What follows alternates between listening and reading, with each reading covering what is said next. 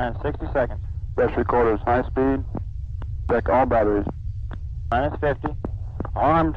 10, 9, 8, 7, 6, 5, Your go 4, for APU shutdown on time. 2, 1, liftoff. Go at throttle up. Go at throttle up. Still on its way to orbit after a successful ascent up through main engine cutoff. Houston, 20 seconds to LOS TDRIS. Roger, nice to be in orbit. This is Escape Pod, part of the Outbreak Podcasting Network. Visit our website at outbreakpodcast.com. And now here's your hosts, Tony Brown and David Anthony.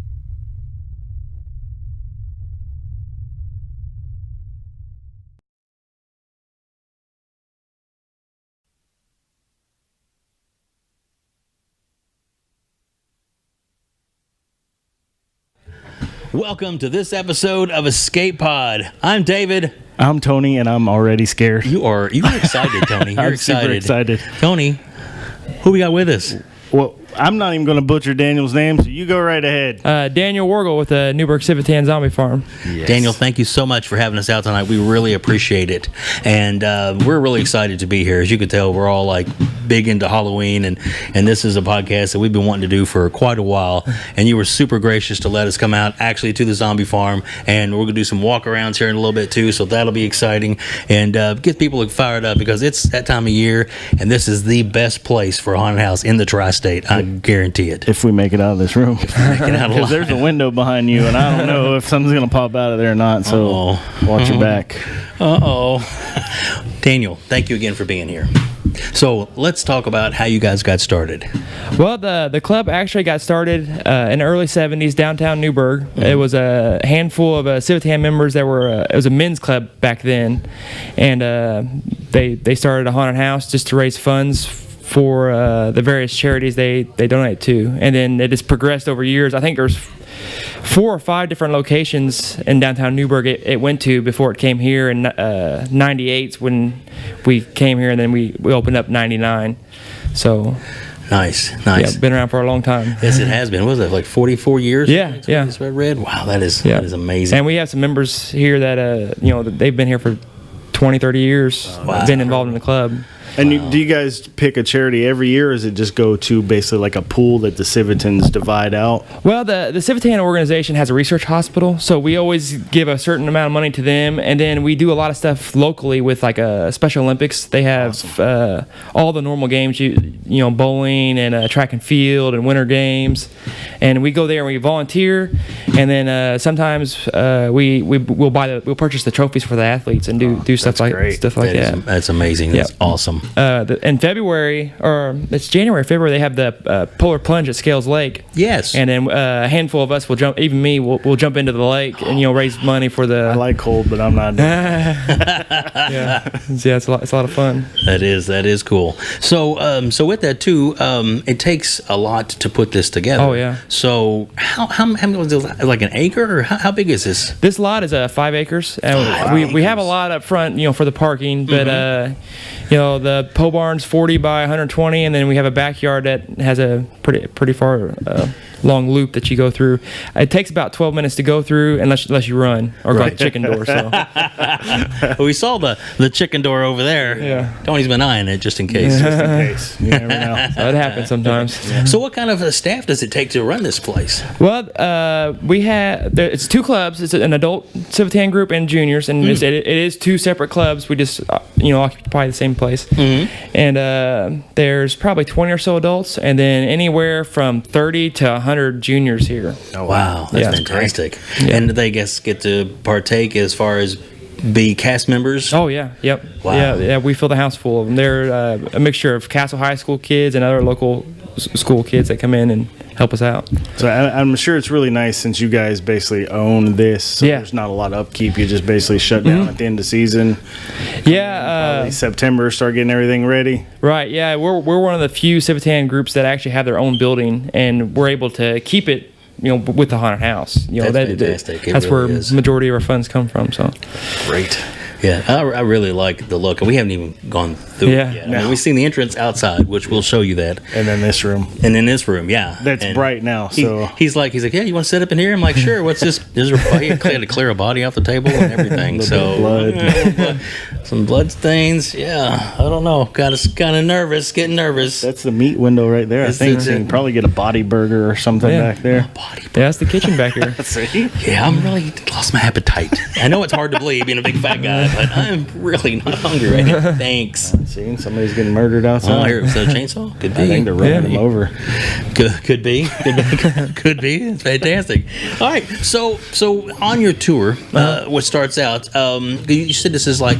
So it's like a building and the outside. Yep. So it all goes together. You start out outside and you work your way in, and that's what. And you always get chased at the end by a chainsaw. So we don't want to give anything away. And obviously, there's going to be a few things that they're going to be nice enough to let us show the audience and everything so we'll as give well. Everybody a preview, a little tiny preview. Little tiny teaser taste. But I tell you, it does take a lot to do this, and with the charity work. And I know you have a lot of sponsors that have been helping you out. Right. Can you want to talk about some of those sponsors? Yeah, we have a lot of sponsors. I can name them off here. Sure. The Tin Fish, A-Zips, Completely Wired, Buyers, Give a Dog a Bone, Blackstrap Media, Bounce About, Funhouse, Nick Knackery, and Culligan. And a lot of them are food places, and they help feed our monsters. So nice. it's always a huge help. And then, the other guys are always, greatly appreciated too. Oh, definitely. I noticed we had the smoker outside for, I guess, for tonight's dinner for the cast.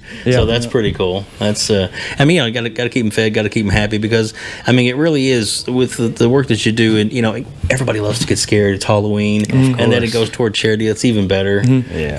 It's just it's great, and that you guys are doing this year after year, and I know you're always making a little bit of improvements and tweaks and changes. So always keep it fresh, which is important. Yeah. Because nobody's I've been there last year. No, you haven't seen this year's. Yeah, we try to keep it changed up a little bit for everybody. So it's a lot of fun. We usually start right after October we start working on it. We'll get some ideas going and then snowballs from there. Yeah, and I'm sure, and maybe I'm wrong, but I'm sure some of the current big Hollywood horror movies may influence you occasionally on certain things. Oh yeah, we're huge ghosts already. We're huge fans of the Texas Chainsaw Massacre and I don't know where that came from. A bunch of those horror movies for sure. There. Where did the ball come from? I don't know.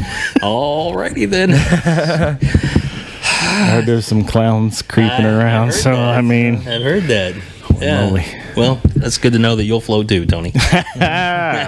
So also, I wanted to make sure that people knew about it. That there is, you do what's called a safe run. So, what exactly is that, and what is it working for? What age group is that for? The No Scare tour. No Scare is it starts from 6:45, and that's just for the faint of heart, really. And it doesn't. Some people can't make it through, so they take the easy way out, and it's kind of we have the lights on type deal, and show you around, give you some of the secrets, and. So probably no jump scares or anything. No, there won't be any monsters in the house at that point. So like little kids, if they wanted to go through with their parents, they could bring them through. For sure. Definitely be safe. Yeah. So that's awesome. But it's still spooky. It's just still look around just in this room, even though there's no monsters, it's still pretty spooky. There's corpses on the walls and creepy organs and random disappearing balls. So. There's a mixture of zombies, hogs, clowns, and hillbillies, and other farm animals around here. You never know what you'll run into. Yeah, and then and some of your commercials are great too. That I've heard with now. Is that anybody that works for the staff that does some of those voices for that? Or? Oh yeah. Okay, that's what I was hoping.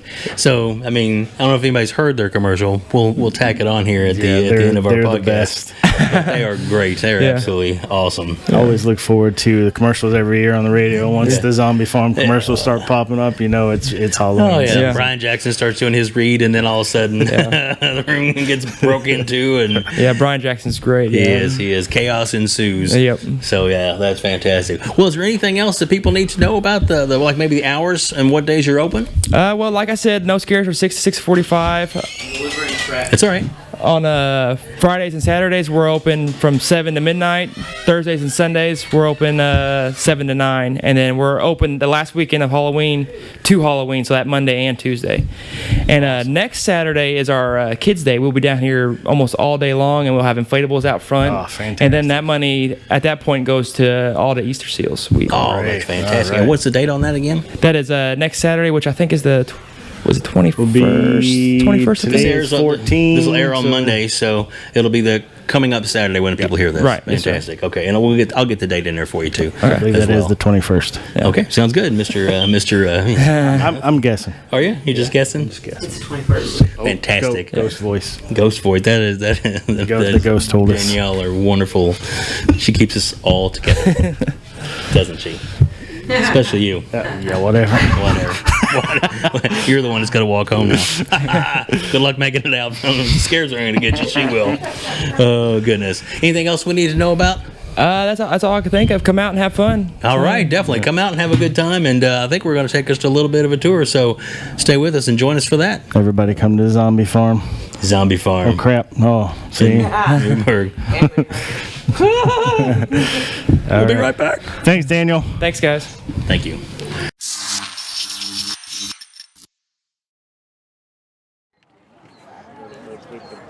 All right. So, and who we got here with us now? I'm Lee. Lee, I'm a thank you, member Lee. of the adult club. I was president for 2 years. And I help out with marketing and set design and all managing this whole place with the group of us. So there's probably, I don't know, 25 to 30 adult members putting this bad boy on every year. So Awesome. We love it. Well, yeah, let's take a tour. yeah, we'll give you a little sample. Well, let me wait a second. They're doing no scare performances. That's fine. We'll let them do They'll, that. From 6 to 7, they kind of leave the lights on, Mm-hmm. and they'll take families through and kind of show them behind the scenes, how to scare, where everyone jumps out at, how we design stuff, the history of the place, all that kind of stuff. Sounds great. It's kind of a cool feature that most haunted houses don't do. Yeah. Not that I know of. I mean, we might have been one of the first ever to do it. I have no idea. We've been open for so many years. I don't know how to really track that stuff, but from what I know in different cities that I've been to, no one really does no scare performances. So. And it's good that the kids can get into it too, because Correct. They start getting into it when they're little, then maybe they'll really have a fascination when they want to come back. Yeah, when it they're makes older. them a little less scared, I think, which is kind of cool. If they can't handle the scare, but they're still interested in Halloween and haunting and all that kind of stuff. It really gives you a behind the scenes view of it, so it kind of desensitizes them to all that stuff. I've been doing this since I was 15 years old and I'm 36. Helping out and scaring people kind of made me tolerate fear and being scared of things. I never jump at anything because I'm so used to it down here. Right. The downfall of the horror movies get a little less exciting. Yeah, well, and it's I'm not really a horror movie fan. I'm a haunted attraction fan. I like horror movies and all that kind of stuff, but the art behind designing a haunted house and designing scenes and how to scare people and how to market, that's what I nerd out on. Not just horror movies per se, because I critique horror movies way too much. And I'm like, oh, this is awful. The ones in the 70s are way better than now. And we try to keep that gritty vibe here of old school horror movies. We don't really theme anything off current horror movies. You might see a Jason Massacre in here sometimes, but you're not going to see It's. You're not going to see vampires or werewolves. We try to keep it pretty original, which is hard sometimes, but I think we do a good job of it. So. Yeah, I guess we'll walk through. I think one group I went through, so. We'll show you guys there, I guess.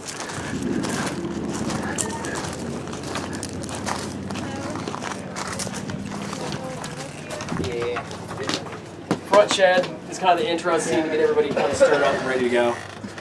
We have a couple acting scenes. This is the more personal scene where people are kind of talking and making people feel uncomfortable and ready to go before they jump in the haunted house. So there's only a few scenes kind of like that. Most of it's jump out, scream, and scare you. But this is the place where it kind of makes you a little awkward and kind of confused.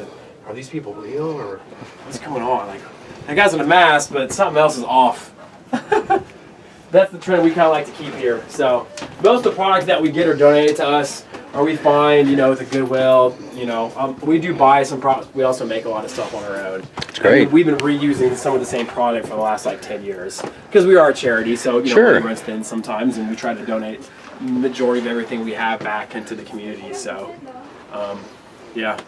The vibe during the daytime is obviously a lot different during the night because you don't have the lighting effects and the shadows, but So, but you can kind of get a good idea what it looks like. I definitely don't want to mess This up bad your... boy's probably been here about 15 years. This is one of the best sheds. I love this place. Kind of looks like something out of Texas Chainsaw Massacre. So, these are bone walls. Somebody made these for us maybe 20 years ago. Awesome. And there's bird skulls, squirrel skulls, all kinds of stuff. So, like these we made maybe 15, 20 years ago. And it's funny, like, it all kind of falls apart and looks kind of gross after years of use, but it makes it look cooler. Mm-hmm. So you could paint something to make it look like this, but this is actually like getting weathered and falling apart. But for some reason, it just fits out here. Yeah, that looks very cool. So this is another talking scene where they kind of get you ready, and like there's 3 doors here, so they'll have like actors pop out of these 3 doors, boom. You know, in the basic of haunting, it's all about timing. You know, so they can even see you, and if you sit still and they pass you, you wait about 3 seconds, boom, and then you get them and they'll still jump. So, and then Bessie, I don't know if you met Bessie. Yeah. This is she's about 6 years old, and she's another Gorgolor prop too. Nice.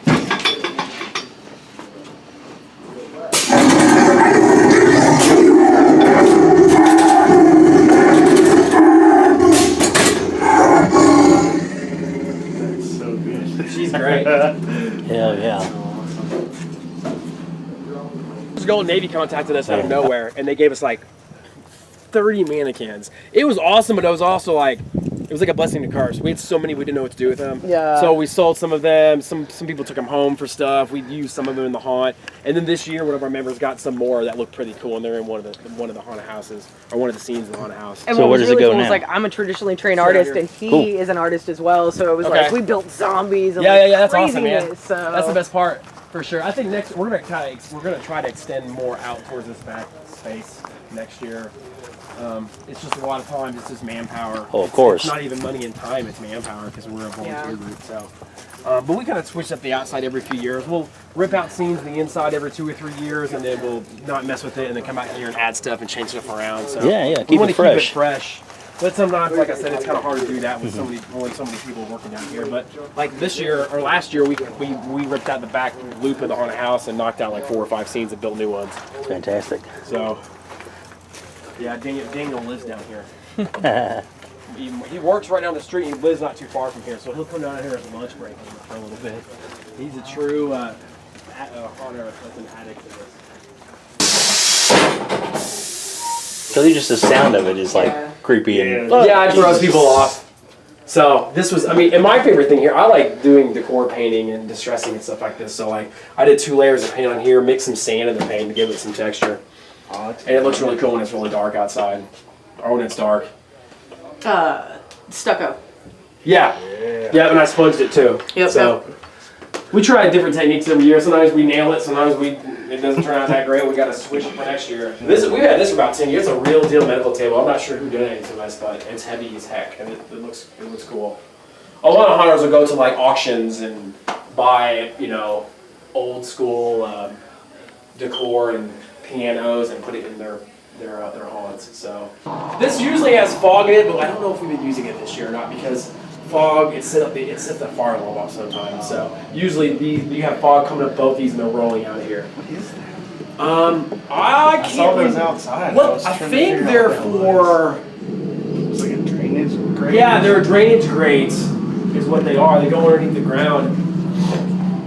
We've used these for various scenes. We switch it up every few years. They look These awesome. are cool. Yeah, but when the fog comes out of here, it looks really cool, and the sparks are flying out both these windows. Ooh, I like this scene. I love this now.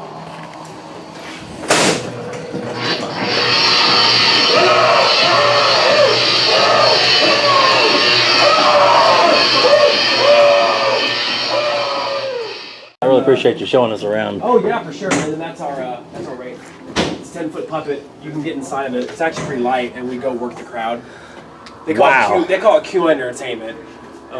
That's got a big thing in the haunt industry. It lasts like 10 years. People wait in line for hours and nothing goes on. So we have characters out there messing with them, getting them ready. We have picture ops with our puppet. And this is another Gorgolor prop that we have. His eyes turn on. I'm so tired, Laura. You're fine, dude. Don't worry about it. We're just getting a little. So yeah, costuming, makeup, mask section. I'd say it takes them about an hour and a half until we get ready, get prepped up. And then 2 hours sometimes. Just depends on how many actors we have working. Right. And that ranges anywhere from 50 to 30. It's volunteer work, so they come down when they can. But you usually have a good core group of about 30 kids that really suck it up and scare the heck out of people every night. It's fantastic. It really, you can tell they really enjoy doing it. Kind of. Same deal for white. Yeah. Let's try it out. Would it be better to have a mask or? Hey, here's an Evil J mask, that guy from Owens that we were talking about. Oh yeah. We have 6 of them. He made 6 masks for us. 1, 2, 3, 4, 5. There's one over there, and some of these are blacklight masks too. So in that scene, that clown scene, they pop out. They're so bright. They're super neat. All right. Like this mask is probably 20 years old. So we try to keep some of them.